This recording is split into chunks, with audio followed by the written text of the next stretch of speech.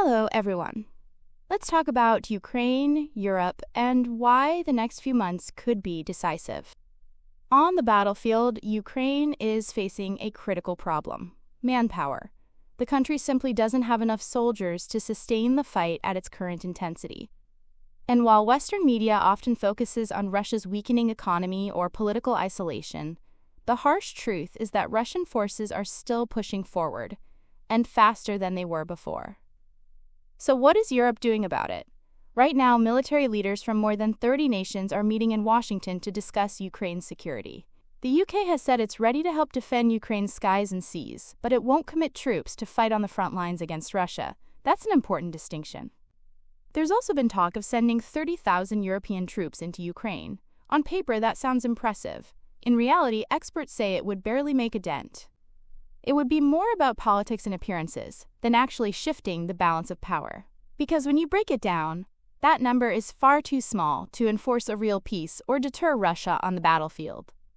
And this highlights the bigger issue. Europe isn't unified. Italy, Germany, and others are nervous about sending troops anywhere near Ukraine. Even the UK faces financial and manpower limits. There's no clear command structure, no unified coalition, and no real timetable. And let's be honest, Russia is watching every move, waiting to exploit any weakness, just as it did in the Balkans. So here's the key question. What exactly is Europe trying to achieve? Is the goal to help Ukraine hold out, with training, logistics, and intelligence support? Or is the goal to help Ukraine directly win the war against Russia? These are two very different missions, and so far Europe hasn't made that decision clear. Meanwhile, Ukraine's manpower shortage grows worse. Russia knows this, and their strategy is simple: drag the war out, keep grinding forward, and wear Ukraine down. That's why many analysts argue Europe has to act much faster. Not just with statements, but with real resources and a credible plan. But here's where it gets even more complicated. What does victory actually mean? For Ukraine, President Zelensky is constitutionally bound not to give up territory. His goal is to take back every inch of land Russia has seized. For many Western leaders, though, that sounds unrealistic. Instead, their focus has shifted to preventing further Russian advances and protecting Ukraine's sovereignty, not necessarily restoring all lost land. The Russians know this divide exists. That's why they have no incentive to agree to a ceasefire now. The longer the war continues, the more territory they capture, and the weaker Ukraine becomes.